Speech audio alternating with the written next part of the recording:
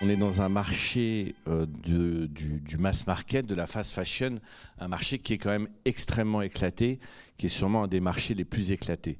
C'est-à-dire qu'il y a une concurrence féroce dans le prêt-à-porter féminin. Monsieur me filme. Ah oui, c'est pas le seul. Ça va me perturber. Dans le prêt-à-porter féminin, il y a effectivement une très forte concurrence. Dans le prêt-à-porter masculin, je dirais que c'est un marché un peu moins concurrentiel, mais sur un client qui se renouvelle moins également, donc qui reste un marché sous forte tension.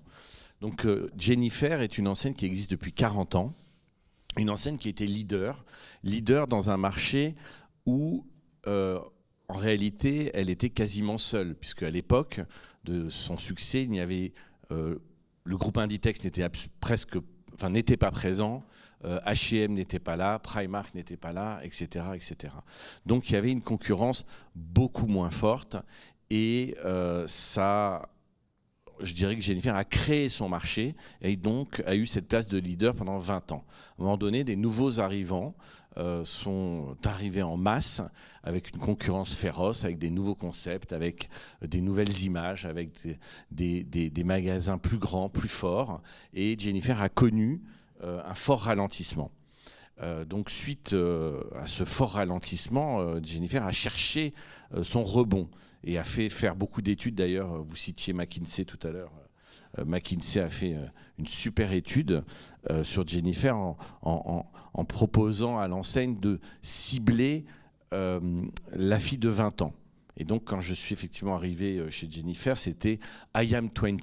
Il fallait cibler la fille de 20 ans. Mais en réalité, on a découvert, grâce à Kantar, que Jennyfer était leader sur la 10-15 ans et pratiquement à égalité avec H&M sur la 15-18 ans. Donc on avait une enseigne leader sur la 10-18 ans à qui on avait dit il faut vous repositionner sur la fille de 20 ans, sur une cliente où il y a une concurrence absolument féroce. Alors que pour tous ceux qui ont des enfants comme moi, deux filles, enfin un garçon de 11 ans, une fille de 13 ans et une fille de 19 ans, il n'est pas si facile de trouver des vêtements à la taille qui convient pour nos préadolescents et adolescents. Et donc finalement, on s'est dit, on va se repositionner complètement sur cet ADN, sur cette niche, puisque finalement, dans un marché extrêmement éclaté, il faut peut-être être segmentant et amener une vraie différenciation. Donc je dirais que ça a été une des premières recettes. Mais au final, la deuxième recette, si je parle de Jennyfer, si on y réfléchit bien, qu'est-ce qui s'est passé? Jennyfer ne s'appelle plus Jennyfer. Jennyfer s'appelle Don't Call Me Jennyfer. Et en réalité, je crois que quelque part, on a créé quelque chose d'extrêmement différenciant.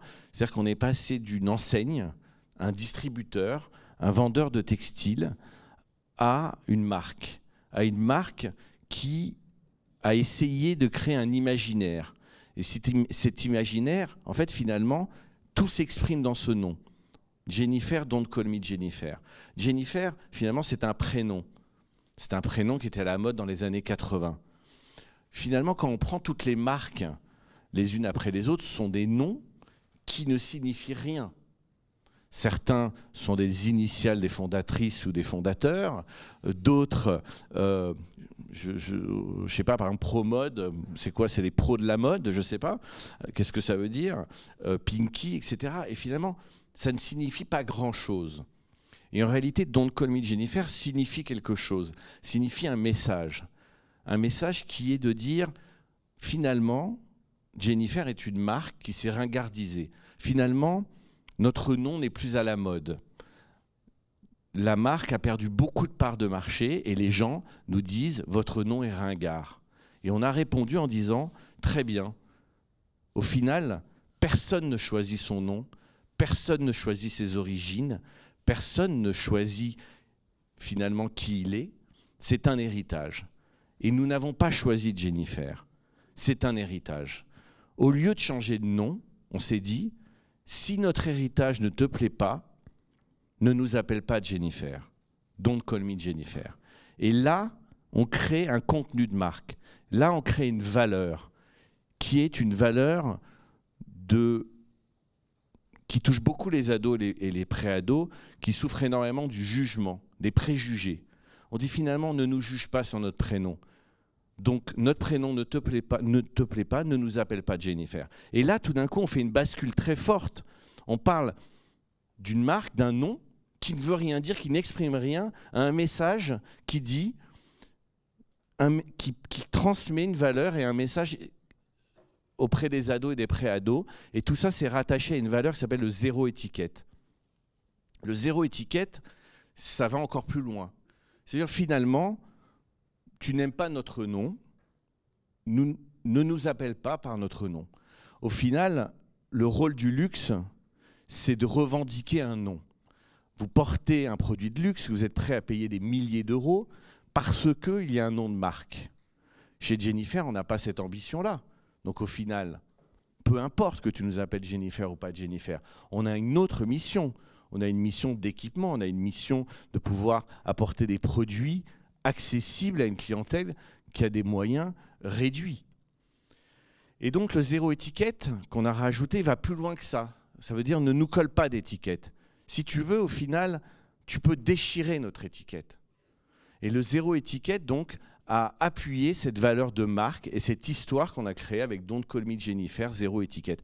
Et je pense, en tout cas, le retournement est significatif.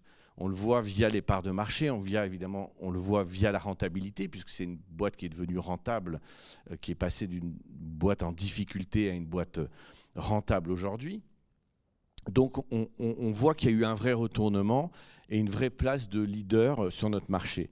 Donc je pense que, en tout cas, c'est mon avis, je pense que cette transformation, ce contenu de marque, ça a énormément participé. Parce qu'au final, si on ne fait que vendre un t-shirt, effectivement, on va sur Amazon, on va sur AliExpress, on tape t-shirt blanc, t-shirt à message, on trouve tout ce qu'on veut.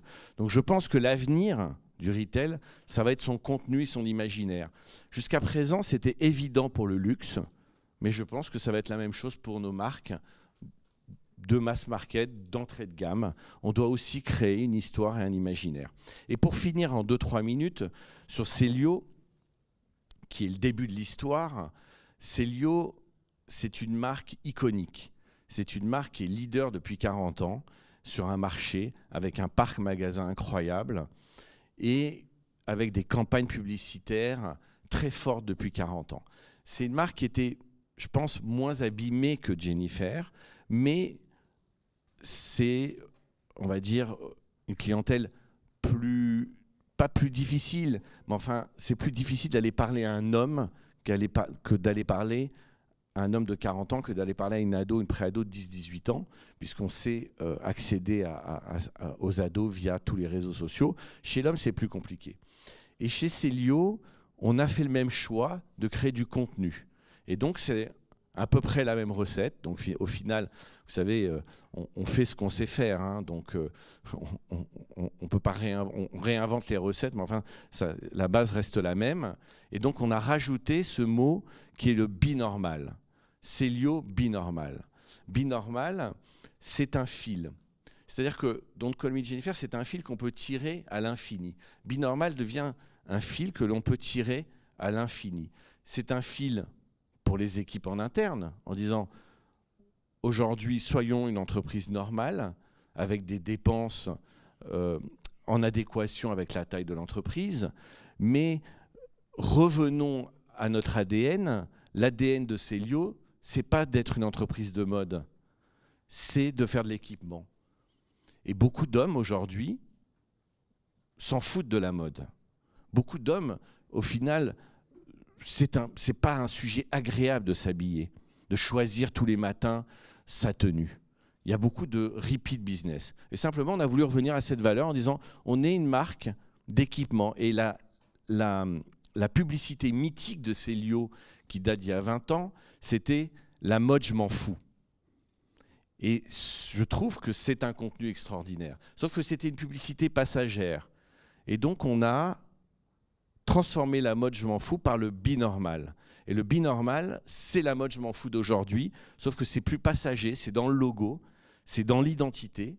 Et donc on va, à travers ce fil, pouvoir dérouler tout le temps via ce terme qui est le binormal et ne pas se perdre en route sur ce qu'on va faire, parce que Célio a voulu à un moment se premiumiser, être plus mode, et ce n'est pas notre rôle. On a un rôle d'équipement, et aujourd'hui on ressent un repositionnement, on a rebaissé nos prix, on est revenu à l'essentiel, on est leader en jean, et on ressent tout de suite un frémissement, et on ressent tout de suite que cette boîte a un potentiel énorme de reprise si elle revient là où elle sait faire, sans avoir la prétention de revendiquer d'être une marque. Et c'est là où toute la complexité, c'est qu'en même temps, on ne doit pas se revendiquer marque, et en même temps, on doit avoir du contenu de marque.